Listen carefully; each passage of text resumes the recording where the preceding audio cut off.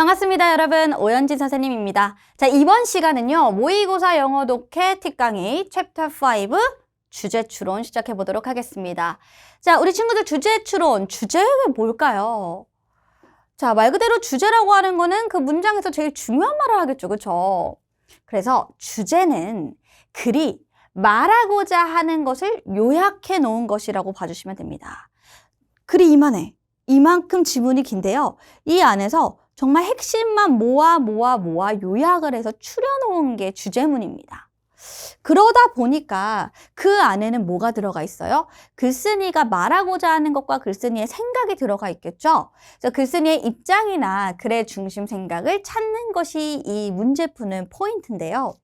자, 먼저 쌤이 그랬잖아요. 긴 지문 내에서 제일 중요한 것을, 즉 최대한 축약한 거다 보니까 분명히 우리 친구들이 보기를 보다 보면 요 내용이 나왔는데 하고서 윗글에서 읽었던 부분이 있다고 바로 선택하고 넘어가는 경우가 있는데, 그런 나머지 보충 설명해주는 세부적 내용을 중심으로 하는 것이 아니라 그 안에서 단락 내에서 가장 개괄적이고 가장 포괄적인 것을 골라주는 게 핵심입니다. 자, 그럼 우리가 당연히 주제 문장을 찾으려고 노력을 해야 되는데요. 어떻게 하면 주제 문장을 찾을 수 있습니까? 라고 물어본다면, 자, 주제문의 위치는요, 바로 첫 번째 줄, 중간, 끝, 정말 다양한 곳에 있습니다. 그래서 우리 친구들이 먼저 뭐를 해야 되느냐? 글의 초반에 주제문이 들어갔을까? 중반일까? 후반일까? 보여주는 힌트가 있을 거예요. 그 힌트들 좀 찾아서 봐주시면 훨씬 편한데요. 그럼 쌤이 그게 뭔지 한번 살짝 보여드릴게요. 봐보면, 자, 얘들아, 문장이 이렇게 있어요. 이렇게. 글이 있는데 글의 문장이 이렇게 흘러갑니다. 자, 점점 길어지잖아, 그치? 자, 이렇게 주제문을 고르시오 라고 물어봤을 때, 아, 선생님, 저도 주제문 고르고 싶죠. 아니, 근데 어디부터 읽어야 돼요? 라고 묻는다면 당연히 첫 번째부터 들어가는 겁니다. 근데 여러분, 첫 번째 들어갔을 때요, 바로 시작부터 나오고 난 다음에 이게 for example이 나온다든가, for example, 이런 말이 나온다던가, 아니면 앞에 먼저 주제문을 때리고, 그리고 난 다음에 이런 예시 또는 이거에 대한 세부사항 나열, 이렇게 시작이 돼서 주제문의 초반에 나오는 경우도 있고요. 초반에 나오지 않을 때는 또 어떻게 되느냐.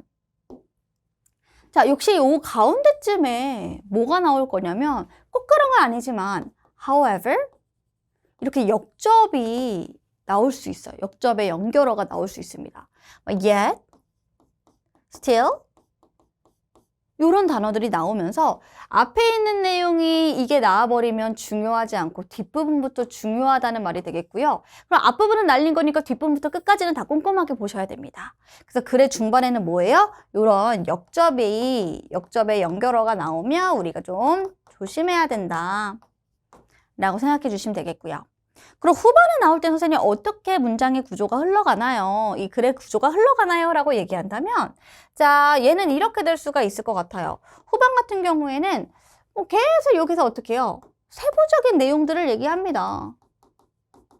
세부적 내용을 얘기하거나 막 일화를 보여준다던가 이렇게 나온 다음에 맨 마지막에 그러니까 요약하자면 막 in short, to sum up 이런 단어들 있잖아요. 막 결론을 짓겠다. 그래서 이런 식으로 이런 단어들과 함께 정리하는 문구로서 나오기도 합니다. 되셨나요?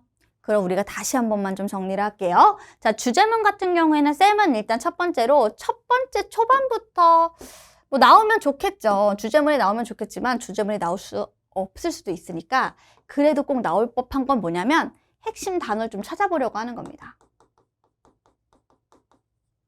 핵심 단어를 파악하는 게 첫 번째 문장 들어갈 때부터 해야 되는 거예요. 그리고 두 번째는요, 읽다 보면 한 두 줄 정도 읽어보면 글의 구조를 파악하는 게 좀 도움이 되실 거예요. 글의 구조 파악. 그래서 글쓴이가 어떤 논리적인 전개 방식을 썼느냐, 그래서 이게 글의 초반에 들어갔는지 중반 후반에 들어갔는지 어디에 그 사람이 쓰고 하고자 하는 말을 담아놨는가 논리적인 구조를 파악해 보시고요. 그리고 세 번째는 우리가 지금 보다시피 이런 연결어라던가 쌤이 항상 얘기하는 주제, 제목, 요지 이런 부분에서 중요하다라고 쓰일 수 있는 그런 형용사나 어떤 동사나 명사나 이렇게 주요 어휘 있죠. 중요하다고 보여지는 그런 어휘들을 조금 같이 암기해 주시면 여기 논리 구조 파악하고 난 다음에 연결하는 중요 어휘 딱 찾았다. 그럼 그 부분이 주제문이 되는 겁니다. 이해되셨나요? 자, 그럼 쌤이 이렇게 보여줬고 자, 주제문이라고 하는 건 한마디로 주제와 그래서 정말 하고자 하는 말을 최대한 요약해 놓은 것과 플러스 그 안에 글쓴이의 견해로 이루어진 경우가 많다라고 정리해 주시면 되겠습니다. 자, 그럼 쌤이 얘기했죠. 주제 위치를 보여주는 표현들. 자, 그런 것들이 이런 게 나올 수 있다라는 겁니다. 그렇죠? 그래서 역접, 대조, 이런 거 있죠? 이게 역접이잖아요. 역접과 대조가 나오면 요 부분부터 좀 중요하다라고 볼 수가 있는 거고 또 우리가 뭐 문장의 중간에 나올지 끝에 나올지 모르겠지만 therefore나 as a result 같은 경우에는 결과입니다. 그래서 인과기 때문에 요 뒷부분이 중요합니다. 요 내용이 나오면 요 뒷부분이 중요하고요. 그래서 여기 지금 한 번 더 나왔죠. 요렇게 중요한 부분들 이런 거 어디서 많이 나와요? 글의 후반에서 많이 나온다고 확인할 수가 있고요. 자, 의견과 주장, I believe, I think, in my opinion 이런 단어들이 나온다라고 하면 이건 뭘 가리킵니까? 글쓴이의 생각입니다. 근데 글쓴이의 생각은 중요하죠. 생각, 그들의 입장은 중요합니다. 주제문에 들어가는 부분이기 때문에 여기도 그냥 넘어가서는 안 되겠고요. 그리고 쌤이 얘기했다시피 중요하다라고 하는 단어들이 있죠. 근데 그게 뭐 형용사도 될 수 있고 동사도 될 수 있고 명사도 될 수 있지만 때로는 이렇게 조동사를 이용해서 해야 한다라는 이 당위성을 나타내는 단어들도 중요할 수 있다라고 했던 거 다시 한번 정리해 주시면 되겠습니다. 자, 그리고 여기 있는 건요. 무작정 외우진 않고요. 우리가 이렇게 손으로 가려가지고 내가 모르는 부분이 있는가 이렇게 좀 한 번씩 살펴봐 주시면 될 것 같습니다. 자, 그럼 우리가 이제는요, 진짜 본격적으로 주제문을 찾기 위한 논리적 구조를 좀 알아보도록 할 건데요. 자, 우리 문제풀이를 통해서 확인해 볼 거니까요. 우리 친구들 준비되셨다면 지금 바로 한번 확인해 보죠. 기출문제로 적용하기 한번 시작해 보도록 하겠습니다. 자, 고3 2021년 3월 학평 23번 문제. 주제로 가장 적절한 거 골라보시면 되는데요. 자, 보기가 영어로 되어져 있죠. 자, 우리 핵심 단어가 무엇일까를 조금 염두에 두면서 들어가는데 고1, 2에 비해서 고3은 조금 지문이 어렵잖아요. 그래서 우리 친구들이 단순히 해석하는 것뿐만 아니라 혹시 어렵다면 너무 어려워서 아예 뭐 이 내용이 어떤 내용인지 가늠이 안 된다면 조금이라도 간단하게 옆에다 살짝 적어보시면서 정리를 하시면서 들어가는 것도 하나의 방법일 수 있어요. 자, 그럼 쌤이 한번 보여드리도록 하겠습니다. 자, despite 하면은 뭐뭐에도 불구하고, 그래서 despite excellent training. 자, 되게 특별한이 아니죠. 되게 훌륭한, 트레이닝에도 불구하고, 트레이닝 너무 잘했어. 근데 그럼에도 불구하고, 액터들은요, 자, 불가피하게 경험합니다. 자, 뭐를 경험하냐면, 자, 마음속에 내재되어져 있는 삶을요. 그들의 characters, 그들이 맡은 배역, 인물이죠. 그들이 맡은 배역에 그 마음에 내재되어져 있는 삶을 경험합니다. 자, 비록 모일지라도요. It is for brief moments during a performance. 이렇게 나오죠. 자, 그럼 퍼포먼스니까 어떤 공연을 하는 동안에 그 짧은 순간이라 할지라도 이 배역에 우리 그러잖아요. 이 배우가 있는데 배우가 뭔가 되게 음침하거나 뭔가 살인과 관련된 그런 주인공 역할을 맡았다면 그 사람이 원래 그런 사람은 아니지만 그 역할에 몰입을 하면서 나 자체가 어떻게 되게 다운되고 다크해지는 그런 경험들이 있다라는 인터뷰 같은 거 본 적 있으신가요? 그런 거 좀 떠올리시면 될 것 같아요. 자, 그럼 우리 더 가보도록 하겠습니다. 자기 인식은요. 자, 변화가 되어집니다. 뭐 하는 동안에요? 퍼포먼스, 즉 공연을 하는 동안에 그 자기 인식이 자꾸 바뀌어요. 자, 그리고 훨씬 더 많이 바뀌죠. 만약에 그 퍼포먼스가 긴 퍼포먼스 시즌이라면 더 자기 인식이 훨씬 더 많이 바뀌게 된다는 겁니다. 자, 많은 배우들에게는요, 자꾸 뭐가 반복돼요? 배우가 반복되고 있죠. 이것도 일단 파악을 해두고. 자, 이 많은 액터들에게는요, 이 액터들이 경험을 하는데 더 큰 공감, 그리고 사회적인 인지를 경험하게 됩니다. 뭐에 대한? 그 배역에 대한. 자, 그럼 얘들아, 그 배역으로 우리가 인지를 했어요. 자, 경험을 했어. 자, 여기까지는 계속 같은 얘기를 하고 있다라고 우리가 생각을 할 수 있어야 돼요. 자, 배우가 나왔어. 근데 이 배우가 경험을 한대. 배우가 경험한다. 자, 뭐를 경험하는데요? 라고 나오면 그 르이 뭐예요? 지금 그 르는 여기 나오죠. 뭔가 이렇게 공감을 한다던가 아니면 사회적인 인지를 하게 된다는 겁니다. 그 배역에 대한. 자, 근데 그게 어떻게 되는데? 그것이 may intensify라고 나오면 intensify는 뭔가 심화시키는 거죠. 자, 심화시킬지도 몰라요. 뭐를요? 정체성의 boundary 하면 경계잖아. 정체성의 경계를 blurring 하면 뭐예요? 뭔가 우리 블러 처리한다면 되게 희미해지는 거잖아요. 그래서 그 경계를 되게 희미하게 만들지도 몰라. 그걸 더 강화시킬지도 몰라요. 됐나요? 그래서 여기 이 배역에 집중을 하면서 배역의 어떤 사회적인 인지라든가 자기 인식의 변화를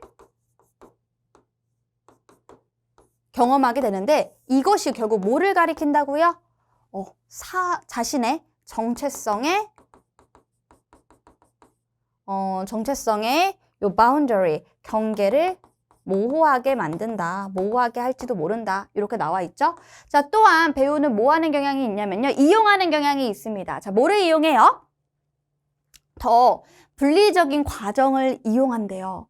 자, 그리고 그것이 분리적인 과정이 뭔지 우리가 잘 몰라도 괜찮습니다. 근데 그 분리적 과정을 이용하면요. 그래서 그게 어떻게 증가시킨다는 거예요. 뭐를? 잠재적인 이 캐릭터. 그러니까 배우가 맡은 배역의 경계의 블러링을 더 증가시킵니다. 결국 위와 아래가 또 같은 말을 하고 있다는 거 느껴지시나요? 여기 있는 이 말과 여기 있는 이 밑에 말은 결국 다를 바 없이 똑같은 말이라고 우리가 파악할 수가 있는 거죠. 됐나요? 자, 그럼 우리가 그 다음으로 가봅니다. 또 배우가 또한 경험합니다. 계속 같은 얘기가 나오죠. 자, 경험을 하는데 뭐를 경험하냐면 더 풀지 못한, 우리가 reserve 하면 푸는 건데 해결하지 못하는 그 슬픔을 경험하는데요. 그 과거의 트라우마에 대한, 그리고 또 어떻게 손실, 어떤 상실의 경험에 대한 그 풀리지 못한 슬픔을 경험을 하게 됩니다. 자, 그럼 왜냐하면 그들이 어떻게 해요? 계속적으로 뭐 하고 있어? 끌어오고 있는 거예요. 끌었기 때문에 이런 경험을 끌어옵니다. 뭐 할 때? 묘사할 때. 등장인물을 자신이 배역을 맡을 때 결국 어떻게? 그때 그 감정을 계속 끌어와야 되기 때문에 풀리지 않는 그런 슬픔을 계속 간직하고 있게 되는 거, 경험을 하게 된다는 거죠. 됐나요? 자, 그럼 여러분 더해요. 이런 경향을 더한다. 근데 이 경향이 뭐예요? 창의적인 일과 하나가 되는 이런 경향이 위에 있는 이런 경향이겠죠. 이거를 더하면 관객들도요, 혼란을 겪게 됩니다. 뭐를? 이 등장인물의 성격과 뭐를? 이 배우의 성격, 두 개가 혼란이 있다는 거예요. 우리가 생각했을 때 배우 중에 강하늘이라고 하는 굉장히 긍정적인 남자 배우 있잖아요. 그 배우 보면 참 저 사람은 참 예의 바르고 참 젠틀하다라고 생각을 했는데 어느 날 강하늘 배우가 영화에서 살인마로 나온 거예요. 그럼 어떡해? 근데 연기를 너무 잘해. 그 다크함이 보여. 그럼 우리도 어떻게 혼란을 느낀다라는 거죠. 그쵸? 그러면 이 관객의 귀속 오류는, 여러분, 관객의 귀속 오류가 뭐야? 우리가 평상시에 쓰지 않는 말이잖아요. 근데 오류라고 하는 말은 잘못되니까 우리가 혼동이 있는 거예요. 그럼 바로 위에 있는 요 말이 되는 거죠. 결국 위랑 같은 말을 하고 있는 겁니다. 만약에 쌤이 내신 문제로 낸다거나 아니면 이 지문을 가지고 문제로 낸다고 하면 여기를 빈칸 두를 것 같아요. 요걸 넣어봐라. 그럼 위에 있는 요 말을 잘 쓴다면 관객의 귀속의 오류가 결국 또 뭐를 증가시키는 거냐면요. 배우의 괴로움을 더 증가시킨대요. 자, 그래서 어떻게 뭐를 포함한? 두려움을 포함한. 어떤 두려움?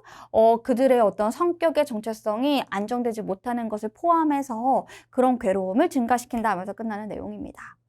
자, 그럼 얘들아, 여기서 계속 반복적으로 비슷한 얘기를 했던 것들을 떠올리면서 우리가 들어가 보도록 할 건데요. 자, 1번부터 5번까지 중에서 1번의 기준. 자, 이 배우가 잘했는지 못했는지를 평가하는 기준에 대한 얘기를 한 게 아니고요. 자, 복잡한, 어려운 등장인물을 표현하는 어려움을 얘기한 게 아니죠. 자, 또 여기 보면요. 배경 지시 필요한 내용 안 했고요. 자, 정체성의 혼란. 요거 좀 괜찮습니다. 정체성의 혼란이 있대요. 뭐와 뭐 사이에? 액터와 캐릭터 사이에. 어때요? 그래서 요런 경험을 하게 된다고 얘기했었으니까 정답 몇 번? 4번으로 바로 선택할 수가 있겠죠. 됐나요? 자, 심리적인 경계. 자, 여기 근데 관객이랑 심리적인 경계를 얘기했던 것이 아니었기 때문에 우린 당연히 정답을 4번으로 고를 수가 있었습니다. 괜찮나요? 자, 요렇게 문제를 풀 수 있는 거고 또 다른 문제 한 번 더 풀어보도록 하겠습니다. 자, 9월 모평 23번이에요. 자, 23번의 글의 주제 우리 살펴보는데 이 문제 풀어보셨나요? 생각보다 어려울 수 있어요. 시작부터 칸트. 칸트? 윤리? 뭐 여기 보면은 geometrical? 기하학? 어렵죠. 자, 그래서 우리 친구들이 딱 좋아하지 않을 만한 그런 주제들이 시작이 될 것 같으니 내가 이해를 잘 못할 것 같다면 차라리 내가 조금이라도 정리하면서 들어가 보겠다는 생각으로 지금 정리를 간략하게 해드리도록 하겠습니다. 자, 칸트의 관점에서 봤을 때 칸트의 관점에서 봤을 때 칸트야, 우리가 칸트야? 그럼 얘들아, 기하학 모형이요. 어떻대요? are too perfect. 너무 완벽해서요. 자, 인지수가 유발하던데 유발할 수가 없대요. 자, 뭐를? 심리적 경험을 유발할 수가 없다. 기하학 모형? 그거 너무 완벽해서 심리적인 경험을 유발할 수 없어. 완벽해서. 됐나요? 자, 그 다음에 보니까 insofar as 하면은 뭐뭐 하는 한인데요. 자, 그들이 일치하는 한. 자, 뭐에 일치해요? 그래서 그들이라고 하는 건 앞에 있는 요 기하학 모형이 일치한대. 어디에 일치해? 자, 여기 보면은 근본적인 개념과 생각, 개념 또는 생각이 일치하는 한. 근데 근본적인 생각과 개념이 뭔데? 자, 어쨌든 여기 보면은 이거 뒤에서 설명을 좀 해줘요. 지니고 있어. 야, 얘네들로 인해서 지니고 있는 겁니다. 뭐를 지니고 있냐면요. 정확성. 아, 이 근본적인 개념과 생각이 정확성을 지니고 있구나. 근데 이 정확성을 지니고 있는 얘네들, 그쵸? 근데 여기서 보니까 이렇게 얘기를 합니다. 이게 이 정확성이요. 고대 그리스인들이 추구하고 찬양을 했던 그 정확성이래요. 이 정확성을 지니고 있네. 얘네들의 일치하는 한. 이 기하학 모형은 어떻게 해요? 이해가 될 수 있고 파악이 될 수가 있고 그러나가 나왔네. 그러나 중요하죠. 자, 하고자 하는 말은 뭐예요? 그러나 기하학 모형은 자, 뭐예요? 감정을 끌어내지 못하고 가장 중요하게는 자, 여러분 이렇게 가장 중요하게라는 말까지 나왔습니다. 자, 여기는 이 기하학 모형은 뭐 할 수가 없어요? 상상력을 자유롭고 그리고 새로운 정신적인 이 기리로 이동시킬 수가 없다라고 되어져 있죠. 자, 이게 무슨 말이야? 라고 보시면 기하학 모형이 완벽하죠.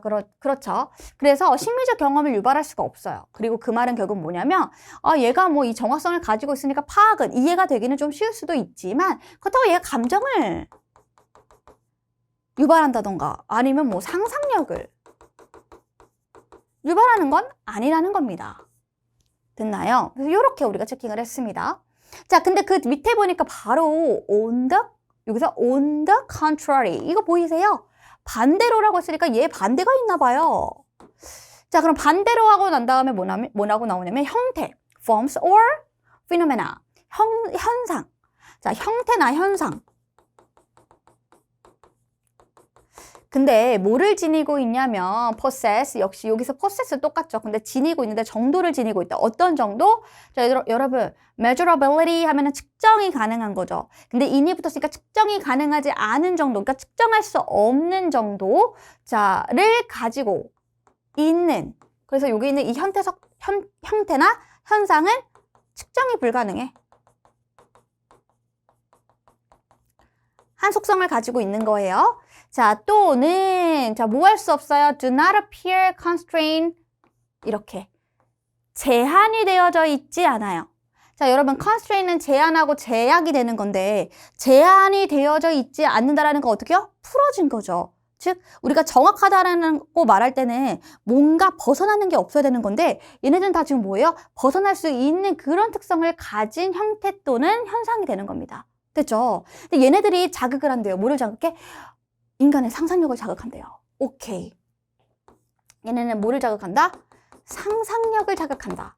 아, 오케이. 기하 모형은 너무 완벽해서 감정과 상상력을 자극할 수가 없었는데, 유발할 수가 없었는데, 여기는 이 형태와 현상은 측정이 불가능한 제약이 없는 제약이 없는 듯한 그런 형태나 현상은 상상력을 가져다 줄 수 있으니까 지금 요 두 개가 반대가 맞네. 자, 그럼 우리가 여기까지 봤을 때 글쓰기는요, 되게 이 두 가지를 다 같이 합쳐서 주제를 얘기를 하거나 아니면 여기보다 A보다는 B에 더 초점을 맞춰서 얘기할 가능성이 크겠죠. 그쵸? 마지막까지 B 얘기를 계속 한다면 말이지. 자, 그럼 볼게요. 뭐라고 나오냐면 여기 이 부분이 중요합니다. 그래서 어디? 반대니까 이 부분 역시 중요합니다. 자, 조금 더 디테일하게 들어가면 그래서 그러므로 그들의 능력, 어떤 능력? 자, 여기 보시면 숭고한 여기서 심미적 경험을 유발하는 능력을 가져온다는 겁니다. 위에서 갖고 있지 못한 능력을 갖고 있는 거야, 얘네는. 그럼 뭐야? 얘네는 상상력도 가져오지, 심미적 경험 유발을 얘는 한다는 거지.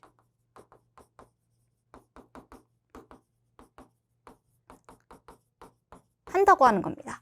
됐죠? 자, 근데 여러분 여기서 보니까 그 기쁨, 그 기쁨?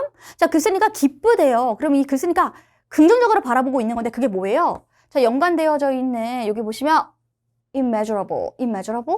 그럼 뭐예요? 아, 이 측정이 가능하지 못하는 물체를 경험하는 것에 연관되어져 있는 기쁨, 즉 요 형태에 대한 기쁨. 됐나요? 근데 그 기쁨이 can be defined. 어떻게 정의가 될 수가 있는데 뭐로써? 아, 이거 즐거움이래요.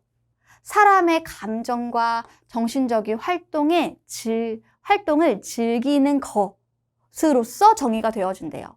그럼 뭐예요? 얘를 좋게 보고 있다라는 게 느껴지시죠? 됐나요? 이제 다시 말해서요. 기쁨이라고 하는, 이 기쁨은요, 뭐를 구성하고 있는 거냐면, 여기 도전이 되어져 있는 거고, 그리고 애쓰는 겁니다. 이해하려고, 그리고 해독하려고, 뭐를? 이 현상을 해독하려고. 요렇게 해독하려고 하는 것에 대한 기쁨이 있다는 겁니다. 됐나요? 자, 현존하는. 눈으로 보기 위해서 그러니까 눈으로 보여지는 그런 현존하고 있는 그런 현상을 최대한 이해하고 해석하려고 하는 것, 그렇게 애쓰는 것이 뭐예요? 그 기쁨이라는 겁니다. 자, 게다가 역시 그 기쁨에 대해서 계속 얘기를 하고 있죠. 그럼 여러분 요거 뭐예요? 계속 강조가 되고 있다는 거 느껴지세요?